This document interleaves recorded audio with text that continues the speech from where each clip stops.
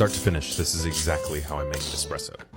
First off, I store my beans in this airtight container. That helps keep them fresh as I drink them over the course of a week. I weigh out exactly 18 grams of beans. This is because I'm using a double shot of espresso. 18 grams is just a pretty standard dose for that. Once that's done, I'll put the container away and grab my little spray bottle. This is just water, nothing to be scared of, but basically inside the grinder, the burrs create a lot of static electricity, and the water helps dissipate that.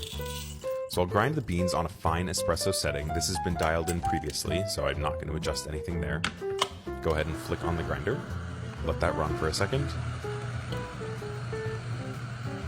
As you can see, the ground's sticking to the back there. That's what's caused by the static electricity, so spraying the water just helps reduce that. While it's grinding, I'll usually grab my portafilter and wipe it out in case there's any moisture inside of there. And as soon as we are done grinding, so we get those last couple beans, we can go ahead and put the beans into our portafilter. I have a 58 millimeter portafilter, so the cup fits nicely in there. From there, I will use my dosing ring. This just helps keep the grounds inside of the portafilter while I use my WDT. The WDT just helps break up any clumps that might be there, as well as distribute the grounds evenly within the portafilter. I'll give it a couple taps to settle it down below the lid, and then use this distributor, which flattens the bed in preparation for tamping, and then go ahead and use my tamper to tamp the grounds.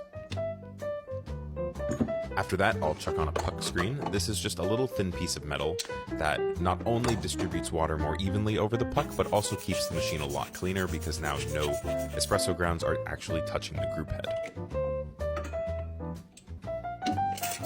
Since I'm going to be steaming this milk while I'm pulling the shot of espresso, I'll purge out the wand there just to make sure that water doesn't end up in my milk. And I'll lock in my portafilter, go ahead and adjust the scale so that I can see the time of the shot, and start my shot. Then I will grab my milk as well and make sure to aerate this for 5 or 6 seconds or so. That's what I found to be pretty good on my machine. And after that, I will lower the jug just a little bit in order to create that vortex and incorporate the milk. As you can see, we have a nice shot of espresso. It doesn't look like there's any channeling there. You can see the color looks really great. So we're just going to let that run, steaming the milk. The milk will be done as soon as the pitcher is just too hot to touch. That's sort of a good indication that we are done steaming our milk. So as soon as I feel that, I will shut off the machine at 36 grams, and very shortly after we'll shut off the milk. The 36 grams is just a rule of thumb. I like to do a 2-to-1 ratio, meaning since I used 18 grams of beans, I have 36 grams of espresso, 2-to-1. As soon as the milk's done, we have to make sure to clean our wand. You don't want any of that gross milk stuck on there. Purge it out, get anything that might be in that little steam hole out. Next, we'll swirl our espresso to make sure it doesn't settle.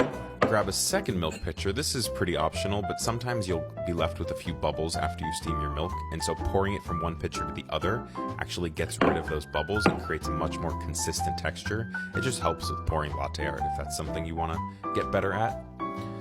Then we'll go ahead and pour the latte art. That's about it. We'll just let some milk fall through the crema before lowering the jug to the surface and attempting to pour something that looks relatively pretty. And that's about it. If this helped, please let me know in the comments and follow for more stuff like this. Thanks.